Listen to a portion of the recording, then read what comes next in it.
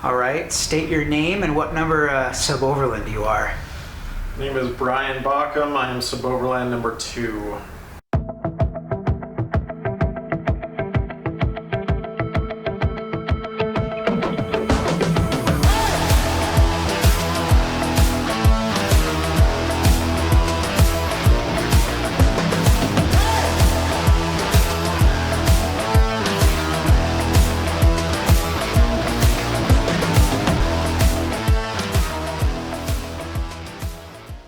So Brian, let's talk a little bit about how you found Suboverland initially and why you bought one.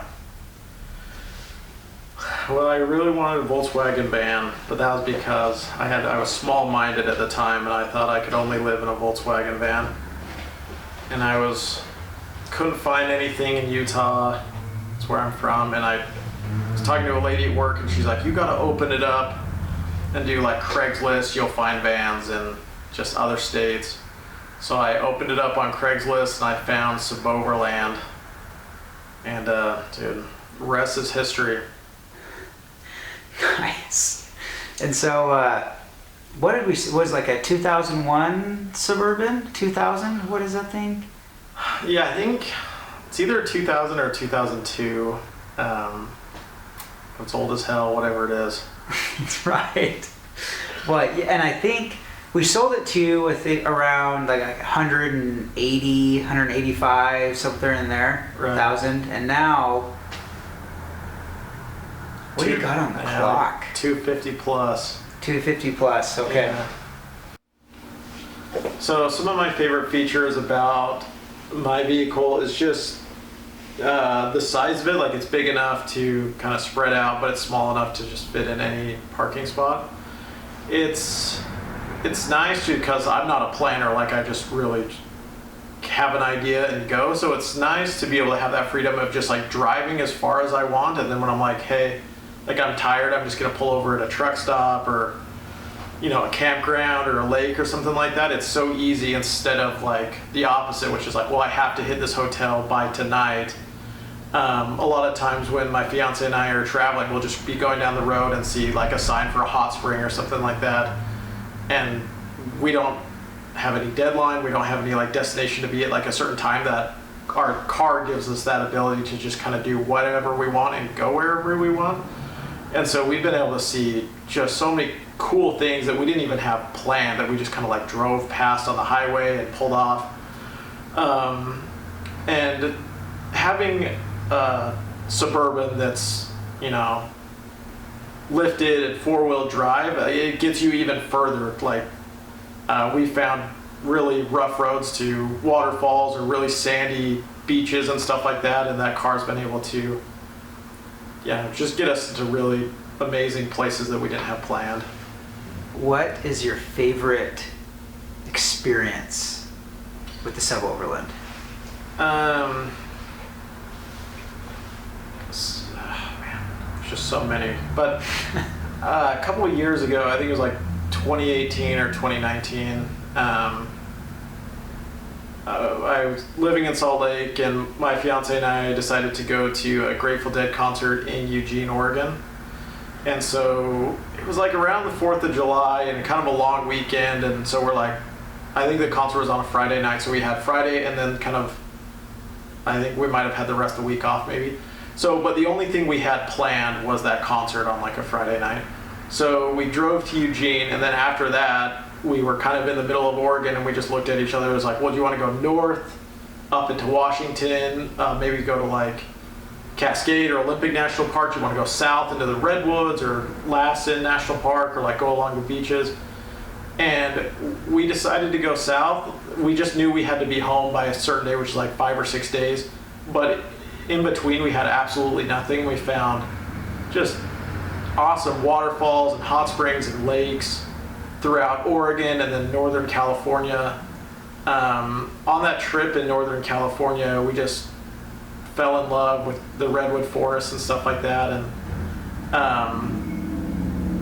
this is, you know, we're engaged now, but back then we were just dating, and we just kind of joked about if we got married, we would definitely get married in the redwood forest. And years later, we're engaged and we're getting married in the Redwood Forest because of that trip we took in our SUBOVERLAND through Oregon and Northern California. So I've known Brian for, 4 or 5 years now, and it was a big, he was SUBOVERLAND #2, so it was like a huge deal that, he came and actually bought one of these things. And I remember a year ago, Brian and we've talked over the years, of course, because we're friends, I think. Of course, right. And he called and he was like, dude, I have my name on a waiting list for a Sprinter van. And I was like, oh, like, part of me is like, yeah, that's cool, but other part is like, why? So he eventually, he didn't go through with that, but tell us about that experience, Brian. Yeah, so, we've loved every second of our SUBOVERLAND, and then it was just kind of like long-term thinking. Like we have 2 front seats, the rest is a bed, so it was like, well, we'll make the mistake of having kids one day or something, and like we might want more seat belts or something like that. And so I started thinking Sprinter vans, started looking into them, and they are cool. And I'm a taller guy, so I was like, just being able to stand up and doing some different things would be nice. But I like put a deposit down, was on a waiting list, was very serious about it, and then just kind of as time went on, we just had so many good memories in that car that the thought of not having it was really tough. And then that led to just the functionality of it, and I compared that with the Sprinter van, and all the functionality was there. Like we've cooked in it, we've lived in it, we have a shower, like we've showered with it, and we have a fridge, like everything that some of these Sprinter vans have. But it's just a lot easier to get around, big cities, and it's a lot easier to get across the country, I feel like. And then the other thing too is having GMC and Chevy parts that interchange opposed to Mercedes parts when inevitably cars break down was a big thing for me too. I just felt like it would be a lot easier and a lot cheaper to maintain a car like that over time than something like a Mercedes Sprinter van. So you've owned a SUBOVERLAND for over 4 years, right? Yeah. And you use it a lot. I know because we've talked over the years, and I know how many miles you put on this bad boy. And so I'm sure you get people, asking you about like, hey, what is that thing? Different things. So tell us maybe a little bit about that over the years. Yeah, dude, we get a lot of compliments on it. I think the biggest thing is it's just kind of unassuming. Like it just looks like Suburban. And so we'll be at campgrounds or parking lots or something like that, and we'll lift the tailgate, and people are just like, what? And they get all hyped and come over and want to ask us stuff. And the other thing is too, like when you're out sleeping in truck stops or campgrounds and stuff like that, you're around tons of overlanders. You wake up the next day and you talk about where you've been and like how long they've had their car, what features their car has. And you get to compare a lot of like just different styles, from those old Volkswagen buses to like the new Sprinter vans and kind of everything in between. But people get really excited. We get a lot of compliments. A lot of people, like the main question we get asked is like where we've been, and if we have homes and jobs and stuff like that, which I think is fair to ask. But yeah, we get a lot of people wanting to know where we've been, who we've seen. We share a lot of stories. It's like, well, if you're ever in this part of Idaho, be sure to check out, this lake or this river. If you're ever in this part of Montana, like you got to check this out.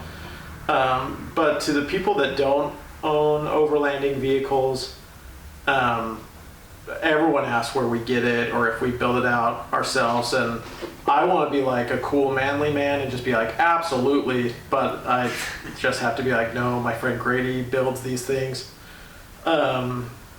And they ask if it's worth it having an older body like that and driving it you know, we've driven across the country multiple times, and if it's worth it or if it scares us.